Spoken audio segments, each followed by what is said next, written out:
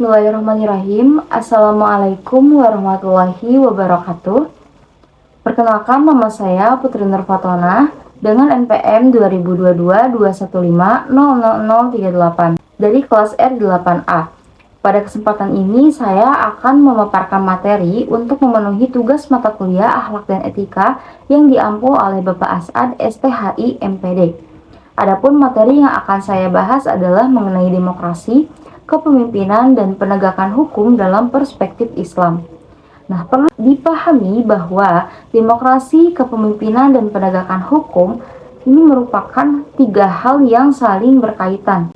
Demokrasi berkaitan dengan keterlibatan masyarakat dalam pengambilan keputusan, kepemimpinan berkaitan dengan amanah untuk mengatur dan mengarahkan masyarakat. Sementara itu, penegakan hukum diperlukan agar kehidupan bersama dapat berjalan dengan adil dan tertib. Nah, dalam Islam, ketiga hal tersebut tidak hanya dipandang sebagai urusan sosial dan politik, tetapi juga berkaitan dengan akhlak, tanggung jawab, dan pertanggungjawaban kepada Allah Subhanahu wa Ta'ala. Oleh karena itu, Islam memberikan pedoman agar kehidupan bermasyarakat dijalankan dengan musyawarah, kepemimpinan yang amanah, dan hukum yang adil. Pembahasan pertama yaitu mengenai demokrasi dalam perspektif Islam.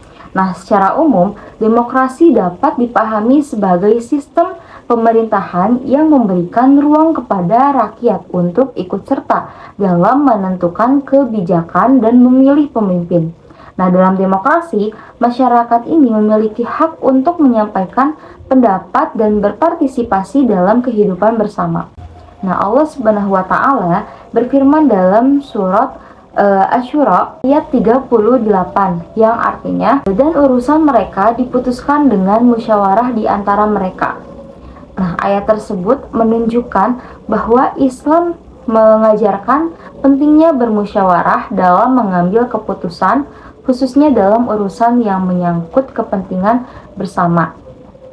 Dengan musyawarah, keputusan tidak diambil secara sepihak, tetapi melalui pertimbangan bersama agar hasilnya lebih adil dan membawa kemaslahatan. Nah, namun demokrasi dalam Islam ini tetap memiliki batasan. Kebebasan manusia tidak bersifat mutlak, tetapi harus berada dalam koridor syariat Allah. Artinya, pendapat atau keputusan yang dihasilkan melalui musyawarah ini tidak boleh bertentangan dengan Al-Quran dan As-Sunnah. Nah, jadi Islam dapat menerima nilai-nilai demokrasi seperti musyawarah, keadilan, persamaan hak, dan tanggung jawab selama nilai-nilai tersebut tetap sesuai dengan ajaran Islam. Nah, lalu yang kedua yaitu kepemimpinan dalam perspektif Islam. Nah, setelah adanya musyawarah, tentu diperlukan pemimpin yang mampu menjalankan keputusan dan mengarahkan masyarakat menuju kebaikan. Nah, dalam Islam, kepemimpinan bukan sekadar jabatan atau kehormatan, tetapi merupakan amanah yang besar. Rasulullah SAW bersabda, "Setiap kalian adalah pemimpin, dan setiap kalian akan dimintai pertanggungjawaban atas kepemimpinannya." Nah, hadis tersebut menjelaskan bahwa setiap manusia pada dasarnya memiliki tanggung jawab kepemimpinan. Seseorang adalah pemimpin bagi dirinya sendiri, orang tua adalah pemimpin bagi keluarganya, guru adalah pemimpin bagi peserta didiknya, dan pemimpin negara adalah pemimpin bagi rakyatnya. Nah, jadi dalam Islam, pemimpin yang baik itu harus meneladani sifat-sifat Rasulullah SAW. Pertama, sidik, yaitu jujur dan berkata benar. Seorang pemimpin harus memiliki kejujuran agar dapat dipercaya oleh masyarakat. Lalu kedua, seorang pemimpin harus amanah, yaitu dapat dipercaya dan bertanggung jawab.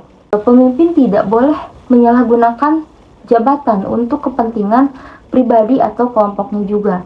Lalu yang ketiga, tabligh, yaitu pemimpin mampu menyampaikan kebenaran. Lalu seorang pemimpin juga harus terbuka dan tidak menyembunyikan hal-hal penting yang berkaitan dengan kepentingan bersama.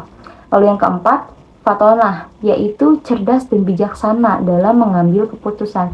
Jadi pemimpin itu harus memiliki ilmu dan kemampuan agar dapat menyelesaikan masalah dengan tepat.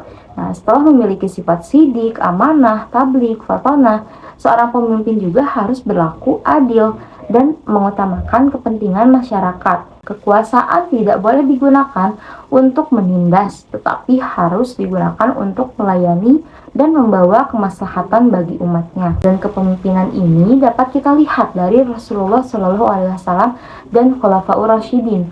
Nah, mereka memimpin dengan kejujuran, keadilan, kesederhanaan, dan kepedulian terhadap masyarakat.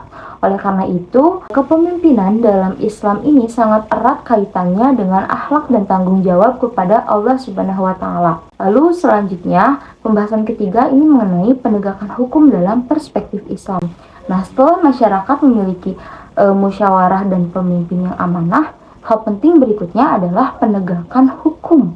Hukum diperlukan agar kehidupan masyarakat ini berjalan tertib, hak manusia terlindungi, dan keadilan dapat ditegakkan. Islam sangat menjunjung tinggi keadilan dalam hukum. Semua manusia memiliki kedudukan yang sama di hadapan hukum, baik kaya maupun miskin, pejabat maupun rakyat biasa. Itu tidak boleh ada perlakuan istimewa hanya karena seseorang memiliki jabatan, kekayaan, atau kedudukan sosial. Allah Subhanahu wa Ta'ala berfirman dalam surah An-Nisa ayat 135 yang artinya, "Wahai orang-orang yang beriman, jadilah kamu penegak keadilan, menjadi saksi karena Allah sekalipun terhadap dirimu sendiri, ibu bapakmu, atau kaum kerabatmu." Nah, ayat tersebut menunjukkan bahwa keadilan harus ditegakkan secara objektif, bahkan terhadap diri sendiri dan orang terdekat. Nah, dalam Islam, kebenaran dan keadilan harus lebih diutamakan daripada kepentingan pribadi maupun golongan. Hukum tidak boleh tajam kepada orang yang lemah, tetapi tumpul kepada orang yang memiliki kekuasaan. Nah, jadi tujuan penegakan hukum dalam Islam bukan hanya memberikan hukuman, tetapi juga menjaga keamanan, melindungi hak masyarakat, mencegah kejahatan, dan menciptakan kehidupan yang damai serta adil. Nah, dari pembahasan tersebut dapat disimpulkan bahwa demokrasi, kepemimpinan, dan penegakan hukum dalam Islam ini memiliki hubungan yang erat. Demokrasi diwujudkan melalui musyawarah yang berpedoman pada Al-Quran dan As-Sunnah. Kepemimpinan merupakan amanah yang harus dijalankan dengan meneladani sifat Rasulullah SAW, yaitu sidik, amanah, tablik, fatonah. Sementara itu, penegakan hukum harus dilakukan secara adil tanpa membedakan kedudukan seseorang. Dengan kata lain, musyawarah membutuhkan pemimpin yang amanah, dan pemimpin yang amanah harus mampu menegakkan hukum dengan adil. Apabila ketiga nilai ini diterapkan, maka akan tercipta masyarakat yang tertib, damai, dan sejahtera sesuai dengan ajaran Islam. Demikian pemaparan yang dapat saya sampaikan. Semoga materi ini dapat menambah wawasan dan memberikan manfaat bagi kita semua. Wabillahi taufiq wal hidayah. Wassalamualaikum warahmatullahi wabarakatuh.